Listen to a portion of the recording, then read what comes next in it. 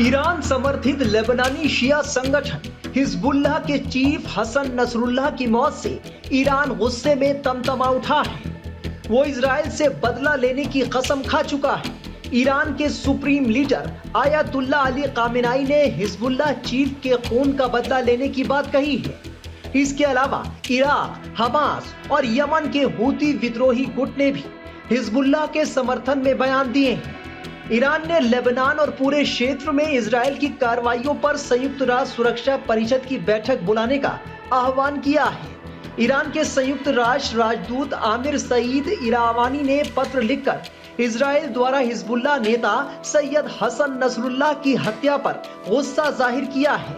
उन्होंने अपने पत्र में लिखा है कि इस्लामिक रिपब्लिक ऑफ ईरान अपने राजनयिक परिसरों और प्रतिनिधियों पर राजनयिक और वाणिज्यिक दूतावास परिसरों की अखंडता के मूलभूत सिद्धांत का उल्लंघन करने वाले किसी भी हमले के खिलाफ कड़ी चेतावनी देता है और दोहराता है कि वो इस तरह के आक्रमण को दोबारा बर्दाश्त नहीं करेगा।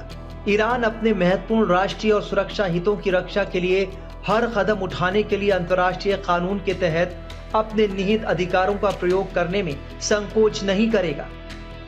आपको बता दें कि हसन नसरुल्लाह ने 2006 में इजराइल के खिलाफ हिजबुल्लाह के युद्ध का नेतृत्व किया था।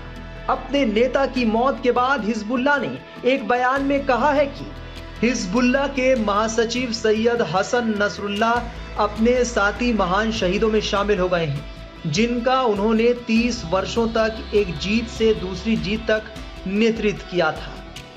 बता दें कि हसन नसरुल्लाह ने 1992 में इजरायली मिसाइल हमले में अपने पूर्ववर्ती चीफ की मौत के बाद हिजबुल्लाह की कमान संभाली थी और 3 दशक तक संगठन का नेतृत्व किया। उनके नेतृत्व संभालने के 5 साल बाद अमेरिका ने हिजबुल्लाह को आतंकी संगठन घोषित कर दिया था। नसरुल्लाह ने हिजबुल्लाह को इजराइल के कट्टर दुश्मन के रूप में परिवर्तित किया और ईरान के शीर्ष धार्मिक नेताओं और हमास जैसे संगठनों के साथ गठबंधन को मजबूत किया। वो अपने लेबनानी शिया अनुयायियों का आदर्श और अरब एवं इस्लामिक जगत के लाखों लोगों के बीच सम्मानित है। नसरुल्लाह के नेतृत्व में हिजबुल्लाह ने 2006 में 34 दिनों के युद्ध के दौरान इजराइल के साथ गतिरोध की स्थिति पैदा कर दी थी। उन्हें उस युद्ध का नेतृत्व करने का श्रेय दिया जाता है, जिसके चलते 18 साल के कब्जे के बाद 2000 में दक्षिणी लेबनान से इजरायली सैनिकों की वापसी हुई थी।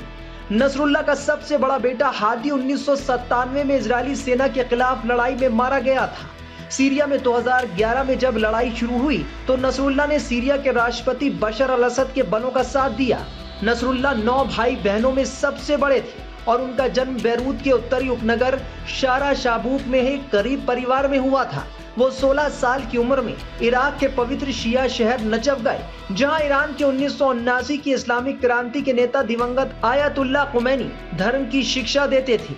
बाद में नसरुल्लाह ने कुम शहर में पढ़ाई की।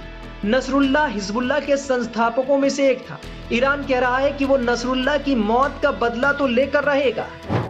गौरतलब है कि इजराइल की डिफेंस फोर्सेस 1 साल से लगातार लड़े आ रहे हैं, मोबिलाइज हो चुके हैं। 1 साल हो गया, वो भी थक रहे हैं, उनको भी वापस इंडस्ट्रीज पे जाना है, इकोनॉमी का ख्याल करना है। तो कब तक इजराइल सस्टेन कर सकता है? क्या ये स्टेमिना की लड़ाई होगी कि किस में स्टेमिना ज़्यादा है?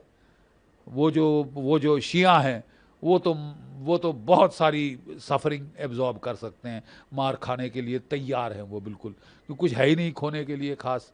तो अब ये शायद जो स्टेमिना की लड़ाई हो जाए कि कौन ज़्यादा देर टिक सकता है। और जब अगर आज जो है वो पुष्टि कर रहे हैं कि हमने नसरुल्लाह हसन को मार डाला है, टॉप लीडर इसके, तो हिजबुल्लाह भी गुहार लगा रहा है ईरान को, मेरे आका बचाओ। उसने हथियार दिए, रिंग ऑफ फायर बनाया है चारों तरफ इजराइल के। ईरान ने प्रॉक्सी वॉर लड़ रहा है, क्योंकि बहुत इंटेलिजेंटली वो खुद नहीं लड़ना चाहता जब तक कि उसकी सॉवरेन टेरिटरी पे हमला ना हो। ठीक है, तो इसके चलते उसने अप्रैल में एक झटका दिया था कि साहब हम भी पलटवार कर सकते हैं, ये मत सोचना कि आप ही एक हो जो मार सकता है। तो इजराइल भी तब से बड़ा इच्छुक है कि किसी तरह ईरान को प्रोवोक किया जाए, हिजबुल्लाह को इतना प्रोवोक किया जाए कि वो लड़ाई को बढ़ाए, मजबूर करें अमेरिका को लड़ाई में आने में, और फिर अमेरिका और इजराइल मिलकर ईरान का बैंड बाजा बजा दे। इससे एस्केलेशन बहुत भारी हो सकती है। मुझे तो अंदेशा है कि अगले कुछ दिनों में हिजबुल्लाह अपने मिसाइल स्ट्राइक्स को बढ़ाएगा। मैं नहीं समझता कि वो चुपचाप से धूल चाट लेंगे, थूका चाट लेंगे और कह देंगे हाँ जी हम सीज़ फायर मान गए, हम हट जाएंगे, जब तक उनको बहुत खासा दर्द ना हो, राइट। तो क्या ये जो पनिशमेंट लेवल है वो काफ़ी है? अब वो भी हर रोज़ कुछ ना कुछ रिटेलिएट कर रहे हैं, इतना ज़्यादा रिटेलिएशन नहीं है।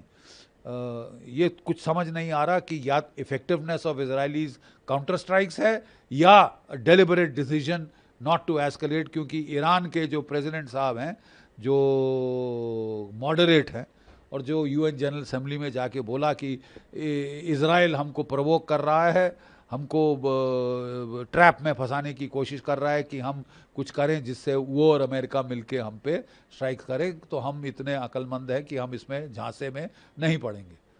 कब तक नहीं पड़ेंगे? कब तक ह्यूमिलिएट होंगे अपने लोगों के सामने? भाई आफ्टर ऑल वो भी आंसरेबल है अपनी पब्लिक को, और रूस चीन का भी बड़ा हाथ रहेगा इसमें कि वो कितना इनको ताकत देते हैं, क्या वो इनको आर्म करने की कोशिश कर रहे हैं ताकि ये लोग इज़राइल का पलटवार सह सके। गौरतलब है कि रूस ने अपनी S-400 मिसाइल बैटरी भेज दी यहाँ पे कि वो इज़राइल के जवाबी हमलों को थोड़ा डेंट कर सके। अमेरिका की एड के बगैर इज़राइल ईरान पे हमले नहीं कर सकता। उसको कितना लंबा फासला जाना है, कई देशों के ऊपर ओवरफ्लाइट करनी है, एयर टू एयर रिफ्यूलिंग के लिए अमेरिका के टैंकर चाहिए। तो जब तक अमेरिका लड़ाई में नहीं उतरता, इज़राइल अकेले ईरान और हिजबुल्लाह और सबको नहीं लेगा, ठीक है। तो एक तो ईरान का लोग कह रहे हैं कि मंशा है कि साहब आप इतनी मार मारो कि एस्केलेशन इतनी बढ़े कि ये जो हिजबुल्लाह और ईरान एस्केलेट करने के लिए मजबूर हों, ईरान लड़ाई में आ जाए, तब अमेरिका हमारी तरफ आ जाएगा, मिलके हम ईरान को और हिजबुल्लाह को धूल चटा देंगे। तो आने वाले दिन बड़े क्रूशल हैं और नुकसान बहुत होगा दुनिया का, क्योंकि अगर वहाँ पे बड़ा भीषण ऑल आउट वॉर हो जाती है मिडिल ईस्ट में, तो ऑयल की प्राइस स्काई रॉकेट होंगी। जो इकॉनमीज चढ़ रही है वो प्रेसिडेंशियल इलेक्शन के पहले डूबने लगेंगी, काफ़ी नुकसान होगा दुनिया भर में इकॉनमीज़ को। तो इसके चलते किसका फ़ायदा होगा, किसका नफ़ा, किसका नुकसान, ये कॉस्ट बेनिफिट कैलकुलेशन अमेरिका को करनी पड़ेगी, इजराइल को करनी पड़ेगी, दुनिया को करनी पड़ेगी। बात अब तीसरे विश्व युद्ध की ओर जाती दिख रही है। जाहिर है इससे पूरी दुनिया में उथल पुथल मचना तय है। अब ईरान, इजराइल और हिजबुल्लाह का अगला कदम क्या रहता है, ये देखना होगा। और सटे आए हुए बाइडेन साहब दुनिया भर में कह रहे थे कि मैं सारे युद्ध ख़त्म करना चाहता हूँ। उन्होंने इजराइल से अफ़गानिस्तान से प्रेसिपिटेट विड्रॉल किया, और अब देखो चारों तरफा आग लगी हुई है।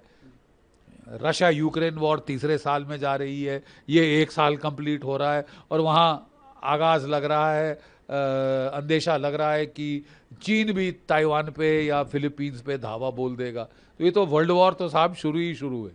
तो इसके चलते अब आने वाले दिनों में क्या होगा ये बहुत क्रूशल है। कितना पलटवार में एस्केलेट करना चाहता है हिजबुल्लाह, या ईरान आना चाहता है, या वो समझ गए कि साहब हम इज़राइल पे काबू नहीं पा सकते, इज़राइल की शक्ति, सैनिक ताकत बहुत ज़्यादा है। इज़राइल भी कीन है कि अपनी डेटरेंस को री-एस्टैब्लिश करने के लिए। देखिए साहब, कूटनीतिक मायना तो ये है कि अगर अनरिस्ट्रेन्ड एस्केलेशन हो जाती है, all out war middle east में हो जाती है, ईरान, उसके प्रॉक्सीज, हौती, हिजबुल्लाह और हमास, ये सारे टूट पड़ते हैं। शिया मिलिशिया जो सीरिया और इराक में हैं वो भी टूट पड़ते हैं, और वहाँ तुर्की बड़ी थ्रेटनिंग नॉइजेस वो कर रहा है। वो भी सुल्तान एर्दोगान अपने आप को खलीफा बताना चाहते हैं मुस्लिम वर्ल्ड का। वो कह रहे थे इस्लामिक अलायंस होनी चाहिए, अब कह रहे हैं ह्यूमन अलायंस होनी चाहिए, इज़राइल को नाज़ी रिजीम करार कर रहे हैं, वगैरह वगैरह। तो क्या उनमें टूट पड़ने की हिम्मत है, कुछ करने की हिम्मत है? क्या तुर्की और इज़राइल मिलकर कुछ करेंगे? रूस किस हद तक सपोर्ट करेगा, चीन किस हद तक सपोर्ट करेगा? अभी आने वाले दिनों में ये दुनिया के लिए बड़ा खतरा बन रहा है। और अगर इस टाइप की एस्केलेशन होती है तो जैसे मैंने आपको समझाया कि पहले तो ग्लोबल इकोनॉमी पे हिट होगा, ऑयल की प्राइसेस चढ़नी शुरू होंगी, they can go through the roof. और ऑयल की प्राइसेस चढ़ गई तो दुनिया भर में इन्फ्लेशन हो जाएगी। इकोनॉमी जो पहले तो कोविड से चरमरा गई थी, फिर वो रशिया यूक्रेन वॉर से चरमराई, फिर जो हाउतीज हमला कर रहे हैं रेड सी पे, सारी जो ट्रेड है वो केप ऑफ गुड होप से साउथ अफ्रीका के चारों तरफ से होके जा रहा है, कॉस्ट बढ़ गए हैं, वो सब बढ़ गया है। तो इस एस्केलेशन से इकोनॉमिक नुकसान तो दुनिया भर का होगा, ग्लोबल इकोनॉमी का होगा, अमेरिका का होगा, मिडल ईस्ट का होगा, इजराइल का होगा। और किस हद तक दुनिया अभी राजी है इसको सहने के लिए, लगता है कि अमेरिका और यूरोप तो आमादा हो गए हैं कि वर्ल्ड वॉर 1 हमने करी, वर्ल्ड वॉर 2 हमने करी, वर्ल्ड वॉर 3 भी हम करेंगे और दुनिया भर को भाषण देंगे, लेक्चर देंगे, मॉरल लेक्चर देंगे कि भाई रैशनैलिटी का इस्तेमाल करो, रीजन का इस्तेमाल करो। और खुद देखो साहब कर क्या रहे। हिजबुल्लाह के सबसे बड़े नेता हसन नसरुल्लाह की हत्या ईरान के लिए उतनी ही बड़ी चोट है जितनी हिजबुल्लाह के लिए ईरान ने अपने देश में 5 दिन के शोक की घोषणा की है। ईरान खौफ में है और उसने आपातकालीन सावधानी बरतते हुए अपने शीर्ष नेता आयतुल्ला अली खामेनेई को सुरक्षा कारणों से कहीं और शिफ्ट कर दिया है।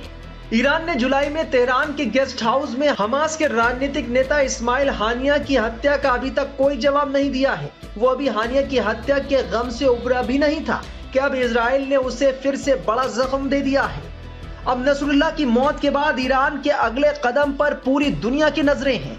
ईरान ये तो बार बार कह रहा है कि वो सही वक्त पर बड़ा बदला लेगा, लेकिन फिलहाल ईरान को हर मोर्चे पर झटका लग रहा है।